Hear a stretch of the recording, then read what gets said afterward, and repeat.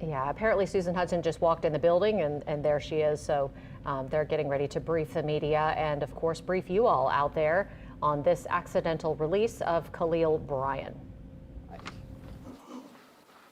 Everybody good? I have a statement to read.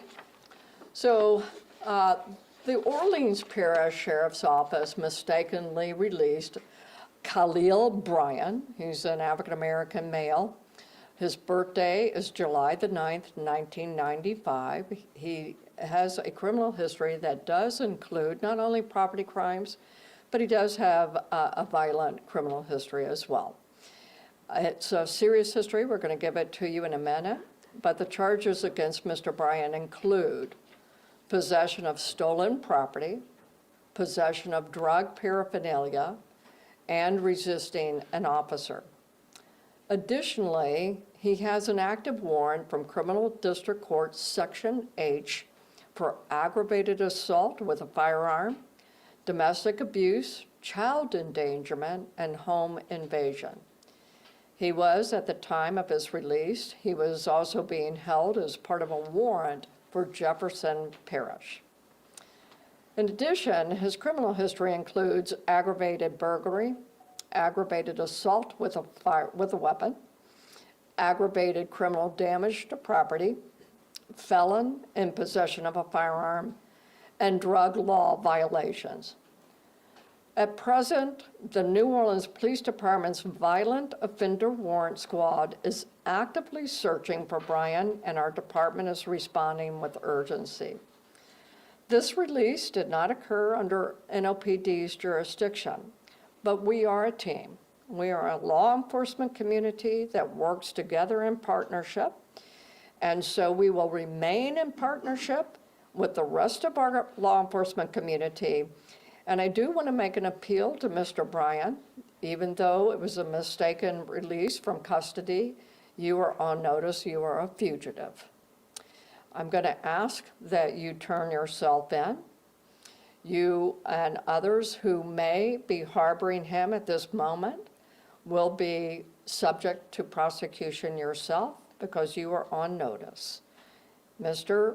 Bryan is a fugitive at this point. You may always call Crime Stoppers at 822-1111. And with that, Sheriff, do you wish to make a statement? Yeah, thank you. Okay. All right, good afternoon. I'm Orleans Parish Sheriff Susan Hudson. I want to make a sincere apology to the people of New Orleans. The mistaken release of Khalil Bryan was a serious error, and as sheriff, I take full responsibility. Today, July 25th, Khalil Bryan was mistakenly released from the Orleans Justice Center. The error stemmed from a clerical misidentification, where he was confused with another individual sharing a similar last name. While our systems are designed to catch these discrepancies, human error led to a breakdown in the verification process. Chief Kirkpatrick, we thank all the chiefs. We thank the New Orleans Police Department, Louisiana State Police, all of our partners on the task force for their assistance in getting him back into custody, and we do look forward to having that happen soon. Chief Kirkpatrick mentioned both his nonviolent possession, drug paraphernalia, resisting an officer, as well as his violent charges, including home invasion, aggravated assault, and domestic abuse. Upon being notified of this incident, we immediately launched an internal investigation and notified all relevant agencies. We are actively working with our partners to locate and bring him back into custody and are using the intelligence that we have to do that. The victim has been notified. That was one of the first things that we made sure to do. I want the public to know this should not have happened. It was a failure of internal processes, and the public has every right to expect better. OPOSO is conducting a full investigation, and disciplinary action will be forthcoming. This isn't about blame. This is about accountability and action, and we are taking both. We are committed to correcting the internal processes that allowed this to happen and preventing any future incidents. Thank you. Any questions? We'll start with you, Ms. Yeah. Yes, Sheriff Hudson, you said this happened today. Can you offer a timeline as to when this inmate was released, when you became aware of it, when NOPD was notified, when media was notified, et cetera? All of that is still under investigation. As soon as we have all that, we will provide it to you. We want to make sure we get it accurately. Mike?